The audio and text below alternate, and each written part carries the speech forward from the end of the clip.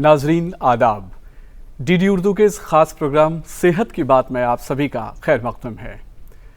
हमारी ज़िंदगी किसी के लिए मददगार तभी साबित हो सकती है जब हम सेहतमंद होंगे।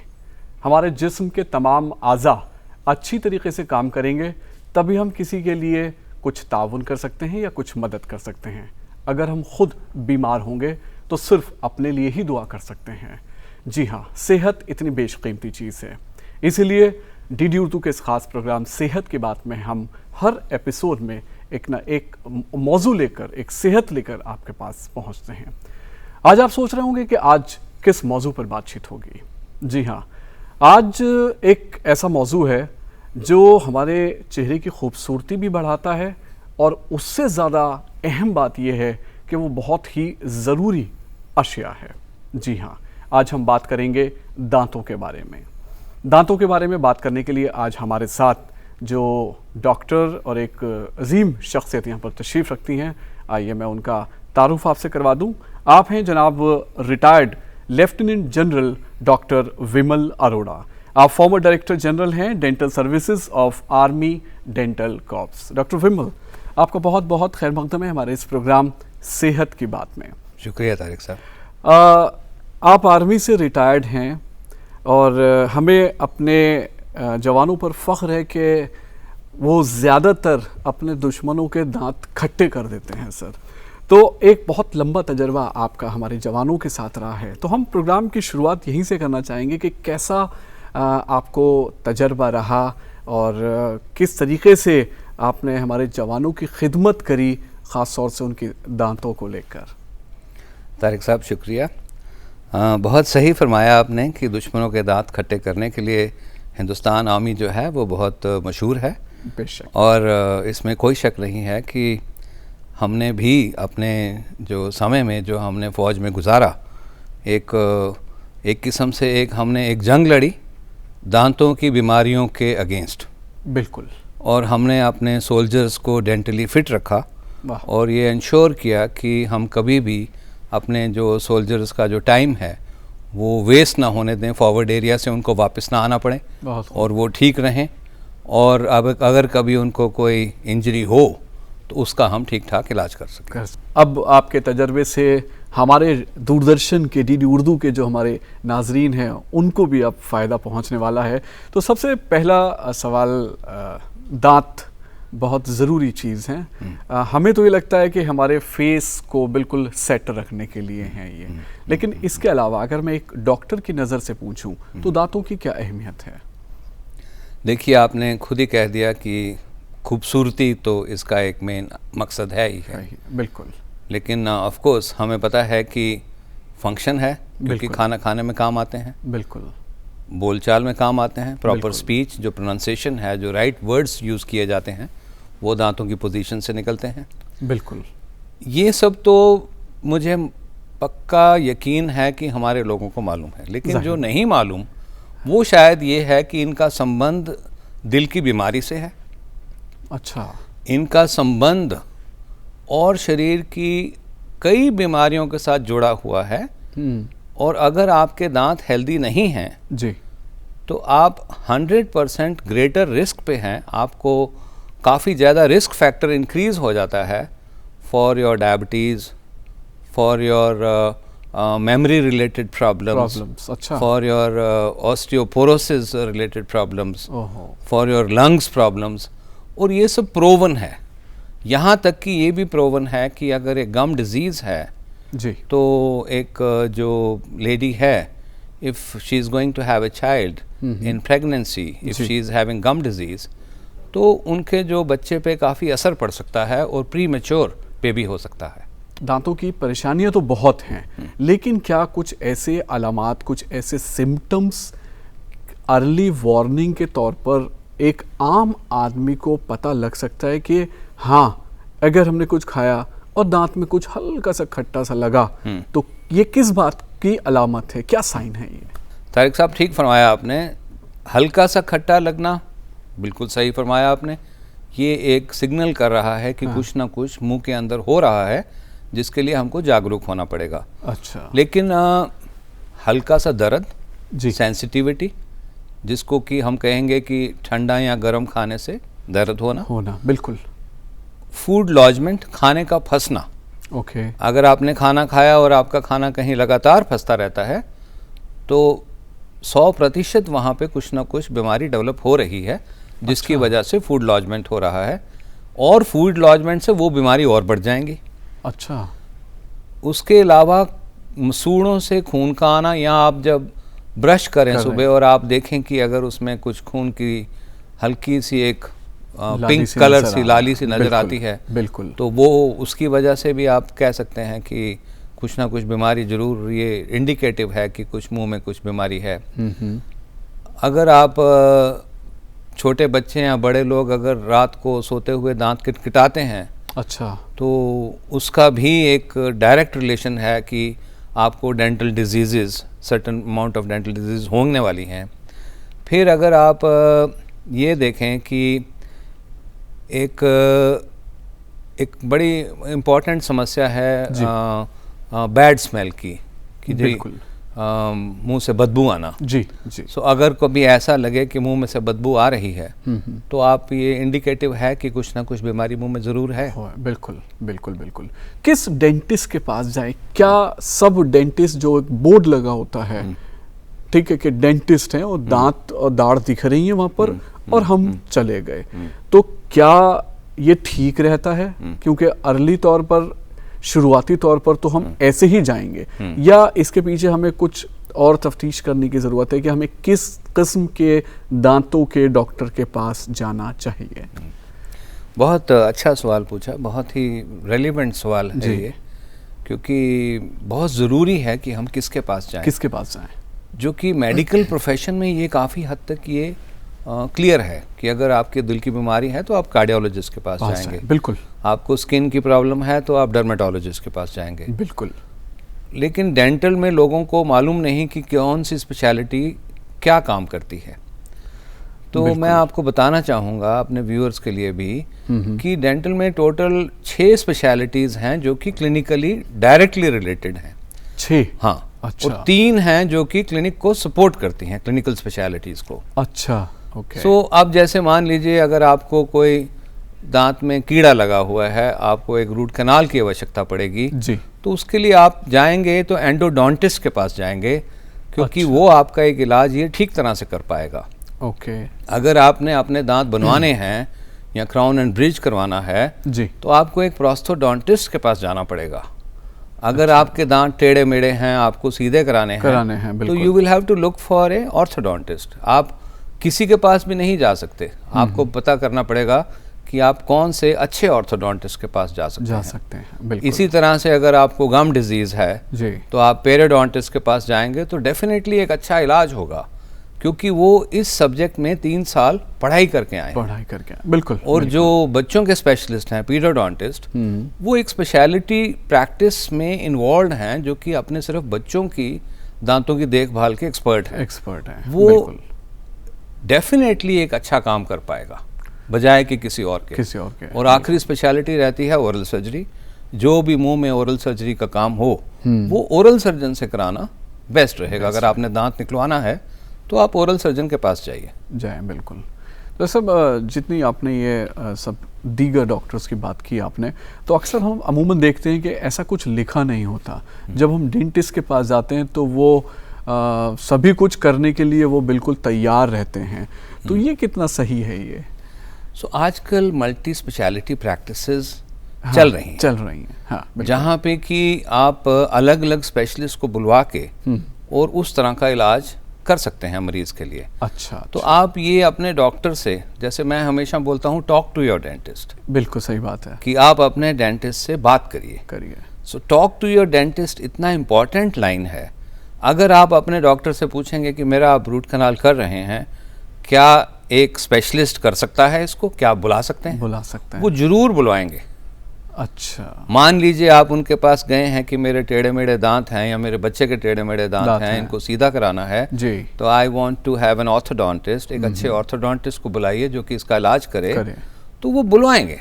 तो किस एज में हमें डेंटिस्ट के पास जाकर वैसे ही अपने दांतों के चेकअप करवा लेना चाहिए अमूमन? सो मैं तो कहूँगा कि ये बहुत ही जल्दी शुरू करना पड़ेगा। अगर आपके घर में छोटा बच्चा है तो जैसे ही उसके मुंह में दूध के दांत आने शुरू होते हैं जी, तो आपके अपने डेंटिस्ट के पास समझिए कि उसकी दांतों की केयर के लिए आप जा सकते हैं। अच्छा, क्योंकि या तो आप खुद पढ़ लीजिए या आप जाके टॉक टू योर डेंटिस्ट, अपने डेंटिस्ट से पूछिए बात कीजिए कि मैं अपने बच्चों को एक कैविटी फ्री माउथ कैसे दे सकता हूँ। डॉक्टर साहब, कई बार देखने में आता है कि बच्चों के दूध के दांत निकले हैं लेकिन उनको निकलने में परेशानी हो रही है, या दांत वो सब टूट गए, उसके बाद दूसरे दांत निकले हैं जिनको पक्के दांत कहा जाता है, मजबूत दांत, वो भी कुछ कमज़ोर से हैं। तो कुछ ये क्या कैल्शियम की प्रॉब्लम इसको माना जाए? क्या बचपन से हम इस चीज़ को ठीक कर सकते हैं डॉक्टर की सलाह के बाद? ठीक फरमाया आपने। जो दूध के दांत हैं वो एक 20 होते हैं टोटल नंबर में, और ये एक बहुत ही इम्पॉर्टेंट फंक्शन करते हैं। इनके बाद ये रिप्लेस हो जाते हैं परमानेंट टीथ से।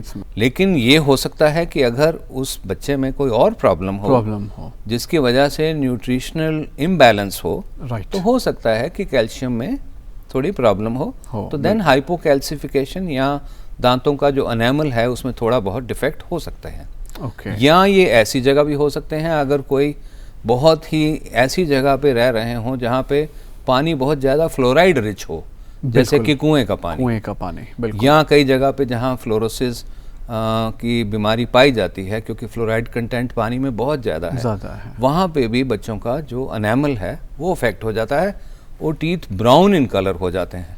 ओके। तो वो लोग सोचते हैं कि वो किस लिए हुए हैं, लेकिन वो एक फ्लोरोसिस का उन पे बीमारी की वजह से ये दांतों का रंग ऐसा हो जाता है। क्या ये इसका इम्कान है, इसकी पॉसिबिलिटी है कि माँ बाप के दांत जो हैं वो सही नहीं है और बच्चों में वो परेशानी आ जाए? बिल्कुल, हेरिडिटी का बहुत इम्पोर्टेंट रोल है।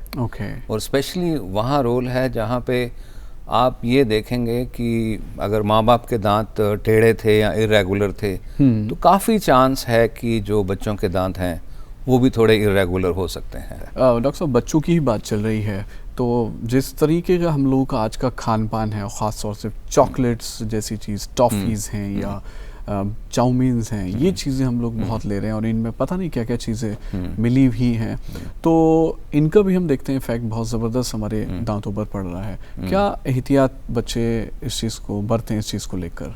अगर हम प्रिवेंशन प्लान को फॉलो करें तो हम अपने बच्चों के दांत स्वस्थ रख सकते हैं। और प्रिवेंशन प्लान में हम क्या बोलते हैं कि बच्चे को रेगुलर ब्रशिंग सिखाइए। उसको सिखाना पड़ेगा, खुद नहीं आ सकता। वो बच्चे के पीछे खड़े होके हम उसका सिर थोड़ा सा टिल्ट करके हम बच्चे को सिखाते हैं कि ब्रशिंग कैसे करनी है, ताकि वो हर तरफ से अपने दांत क्लीन कर सके। बिल्कुल। दूसरा, फिर हम सजेस्ट करते हैं कि जो बच्चे काफ़ी प्रोन हैं, जिनके मुंह में कीड़ा लगने की संभावना अधिक है, बिल्कुल, वहाँ पे हम उनको एक फ्लोराइड वार्निश का कोटिंग दे सकें। अच्छा। ये पेनफुल नहीं है, ये सिर्फ एक कोटिंग करनी होती है जिससे कि कीड़ा लगने की संभावना कम हो जाती है। अच्छा। फिर फिशर सीलेंट आते हैं जो कि दांतों में जो महीन जो ग्रूव होते हैं उनको हम फिल कर सकते हैं with the help of a composite material, जिसको फिशर सीलेंट बोलते हैं। तो फिशर सीलेंट इस्तेमाल करिए, आप फ्लोराइड वार्निश इस्तेमाल करिए। बच्चों को ब्रश करना सिखाइए, उसको बोलिए रात को ब्रश आपके सामने करें और उसको एक नियमित रूप से डेंटिस्ट के पास ले जाते रहिए। मेरे ख्याल से बच्चा डेफिनेटली कैविटी फ्री चाइल्ड बनेगा। बिल्कुल। अब ब्लीचिंग की जहाँ तक बात है डॉक्टर साहब, डेंटल ब्लीचिंग ये क्या है?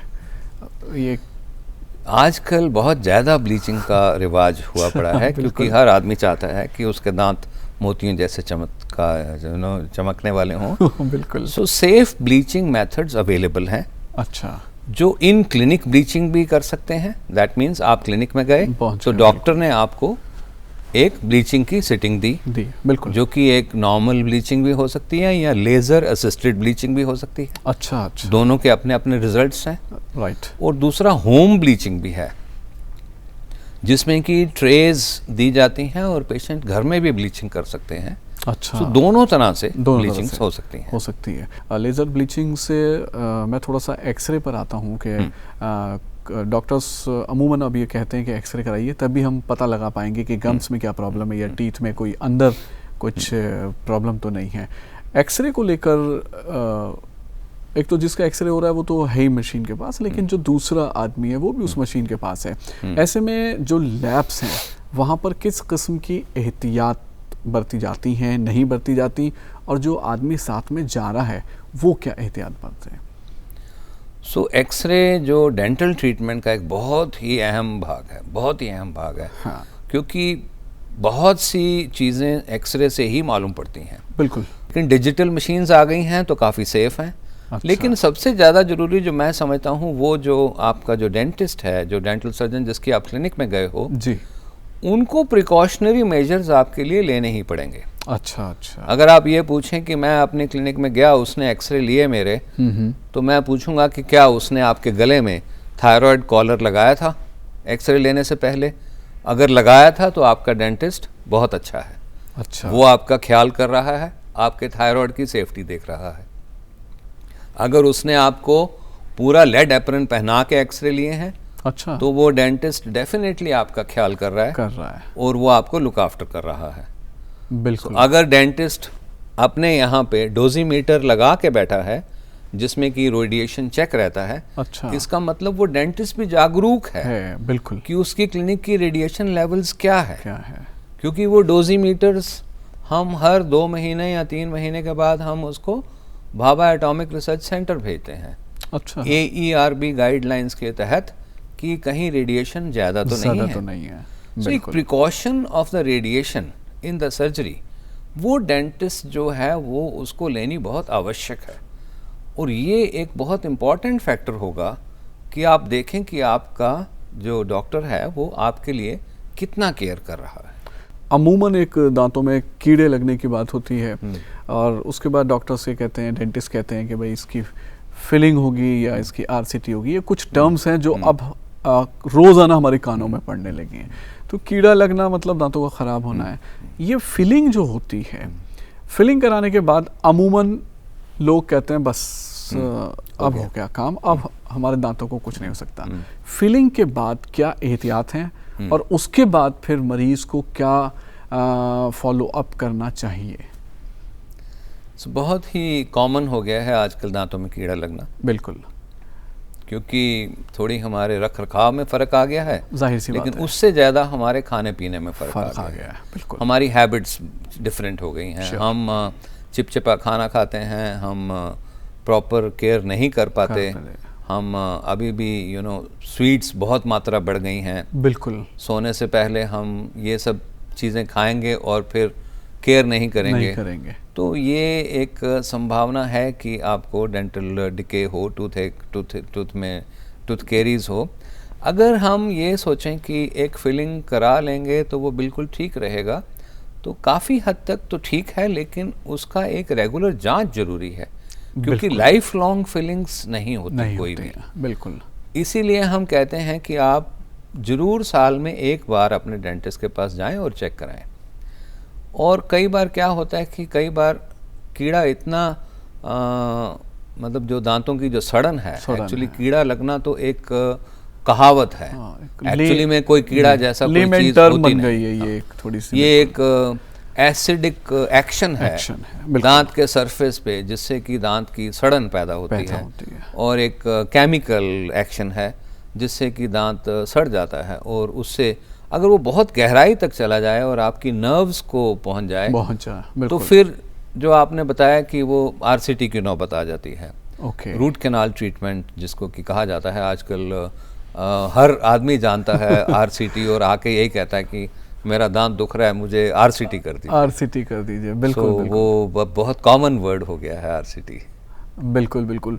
तो RCT सेफ है, मतलब अब सिर्फ this is the only solution कि अब RCT करनी है और अब आप अगर आप देखें कि रूट कैनाल ट्रीटमेंट एक दांत का हम कर सकते हैं जिससे कि दांत को बचाया जा सकता है। क्योंकि अगर दांत की सड़न इतनी गहराई तक चली जाए कि वो नर्व्स में चली जाए तो फिर दांत के नीचे छोटे छोटे पस कैविटीज़ बन जाते हैं जो कि बहुत सीवियर पेन करते हैं। इन्फेक्शन तो है ही है, दर्द भी करते हैं।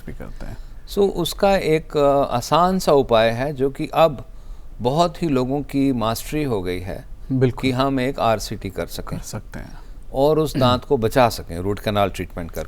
सो RCT is a Fairlie predictive procedure now. 100% की गारंटी दे सकते हैं कि ये सक्सेस होगा। और उसके ऊपर क्राउन लगा के वो दांत एक नॉर्मल दांत की तरह आपको कई साल अच्छी सर्विस दे सकता है। डॉक्टर साहब, कई बार टेढ़े मेढ़े दांत निकल आते हैं बच्चों के, वो ज़बान लगाते रहते हैं, आगे पीछे दांत हो जाते हैं, या खुदा ना खास्ता कोई हादसा हो जाता है तो दांत आगे पीछे हो जाते हैं। तो अगर हम बच्चों की बात करें तो खूबसूरती के लिहाज से वो फिर ब्रेसेस की तरफ जाते हैं। तो किस उम्र में ब्रेसेस लगवाना सही रहता है जिससे कम से कम तकलीफ हो? So growing age is the best time. वैसे तो आजकल हम हर उम्र में कर रहे हैं, हर उम्र में कर, क्योंकि क्या हो गया है कि जब बच्चे पढ़ रहे होते हैं तब समय नहीं होता बिल्कुल। और कॉम्पिटिटिव एग्ज़ाम्स इतने हैं, सो जब वो नई नौकरी लगती है तब भी समय नहीं होता। तो हमारे पास सैकड़ों मरीज ऐसे हैं जो 35 से ऊपर की उम्र के हैं, अच्छा, जो कि अभी ब्रेसेस लगवा रहे हैं। और कुछ लोग तो हमारे पास हैं जो 50 से ऊपर के हैं। ओके। सो ब्रेसेस लगवाने की अब उम्र कौन सी है ये तो खत्म हो गया, सवाल खत्म हो गया। अब तो सिर्फ ये है कि अगर आपके मसूड़े अच्छी तरह से हेल्दी हैं तो हम आपको ब्रेसेस डेफिनेटली लगा के आपके टेढ़े मेढ़े दांत सीधे कर सकते हैं। इसमें कोई शक नहीं है कि ये हो सकता है। अगर आइडियल एज की बात करें तो अगर हम 12, 15, 17 की उम्र में ऑर्थोडोंटिस्ट का ओपिनियन लें और उसमें कई चीज़ें ऐसी होती हैं जैसे हम इंटरवेंशन से भी उसको ज़्यादा खराब होने से रोक सकते हैं। So interventional orthodontics can be taken up. अच्छा। जिसमें कि अगर मैल ओक्लूजन डेवलप हो रहा है तो उसको काफ़ी हद तक सुधारा जा सके। बिल्कुल। और एक और चीज़ है जो मैं आपके साथ शेयर करना चाहूँगा जी, कि आजकल जो ब्रेसेस, जो नए तरह के जो ब्रेसेस आ गए हैं वो बिल्कुल ट्रांसपेरेंट हैं।